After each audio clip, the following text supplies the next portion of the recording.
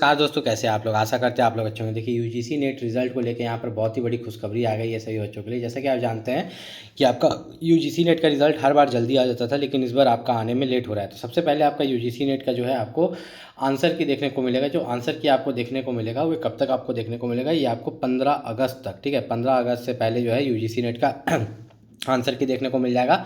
और इस हिसाब से अगर हम देखें रिजल्ट, तो रिजल्ट जो आपको देखने को मिलेगा वो 25 अगस्त तक, ठीक है, उसके 10 दिन बाद 25 अगस्त तक जो है यूजीसी नेट का रिजल्ट आपको देखने को मिलेगा। अब यहाँ पर जब आंसर की आपका निकलेगा तो याद रखिएगा, आंसर की में अगर आपको लगता है कि कोई क्वेश्चन आपने सही किया लेकिन वहाँ गलत कर दिया गया, अगर उसको चैलेंज करना चाहते हैं तो 200 रुपये फीस लगता है, आप चैलेंज कर सकते हैं। अब बहुत बच्चों का कहना था कि यूजीसी नेट में नॉर्मलाइजेशन नहीं होता, ठीक है। तो नॉर्मलाइजेशन के बारे में बता दें कि जब पेपर चल रहा था तो रोज़ पेपर 1 और पेपर 2 दोनों हो रहा था। तो पेपर 2 मानते हैं कि अलग अलग है।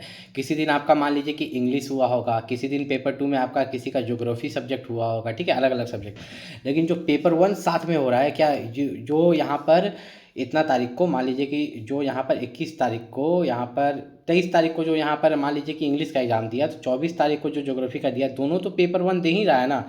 तो इस कारण से आप खुद पढ़ सकते हो, आप नोटिफिकेशन में कि नॉर्मलाइजेशन किया जाता है।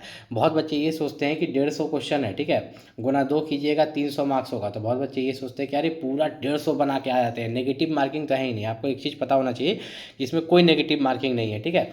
लेकिन इस पर एक चीज़ हो जाता है, ठीक है, जब आप 150 का पूरा 150 बना देते हैं, मान लीजिए कि आपका सही हुआ 80 को ही, तो गुना 2 कीजिएगा तो कितना हुआ, 80 गुना 2 160 नंबर हुआ, ठीक।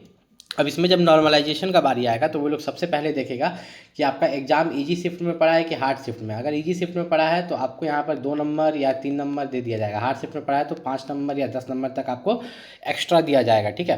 लेकिन ये चीज़ देते वक्त भी ये लोग चेक करेंगे एक्यूरेसी। अगर एक्यूरेसी अच्छा है तो 10 नंबर तक दिया जाता है, नहीं तो 5 ही नंबर तक। अगर एक्यूरेसी अच्छा है तो यहाँ 3 नंबर तक दिया जाता है, नहीं तो 2 ही नंबर तक। तो इस तरह से चलता है। बहुत बच्चों को मैंने देखा है यूजीसी नेट में 8-8 नंबर या 10-10 नंबर मिलते हुए, ठीक है, आपका इजी शिफ्ट और हार्ड शिफ्ट के तहत, नॉर्मलाइजेशन के तहत। अब यहाँ पर अगर बात करें तो बहुत बच्चे कंफ्यूज थे। देखिए दोनों सब्जेक्ट मिला के एग्रीगेट आपका यहाँ पर जो है 40% होना चाहिए जनरल और ईडब्ल्यूएस के लिए पासिंग, और ओबीसी 35%। तो इससे कुछ होता नहीं है, आपको तो कटअप पार करना पड़ेगा। क्या पार करना पड़ेगा? कटअप पार करना पड़ेगा। कटअप जो है सभी के लिए अलग अलग जाता है, मैं आपको बता देता हूँ। जैसे कि आपका जेआरएफ के लिए अलग जाएगा कटअप, और आपका असिस्टेंट प्रोफेसर के लिए अलग जाएगा, और यूजीसी नेट के लिए जो है अलग, आपका पीएचडी एडमिशन बोलते हैं इसको, ठीक है, इसको आप पीएचडी एडमिशन बोलते हैं, उसके लिए अलग कटअप जाएगा। तो मान के चलो अगर जेआरएफ के लिए आपका 300 में से किसी सब्जेक्ट में 250 जा रहा है, तो असिस्टेंट प्रोफेसर के लिए 220 जाएगा, और पीएचडी एडमिशन के लिए जो है 180 जाएगा। तो ऐसे जेआरएफ के लिए सबसे ज़्यादा जाता है, उससे कम असिस्टेंट प्रोफेसर के लिए, और पीएचडी एडमिशन के लिए उससे भी कम, ठीक है। होता क्या है कि जेआरएफ जब आप निकाल लेते हो तो इसमें पीएचडी करने का खर्चा जो है यूजीसी देती है, यूनिवर्सिटी ग्रांट कमीशन, लगभग 40,000 रुपये हर महीने देती है, ठीक है। अगर आपको कोई भी दिक्कत है तो आप नीचे कमेंट करके यहाँ पर पूछ सकते हैं, ठीक है।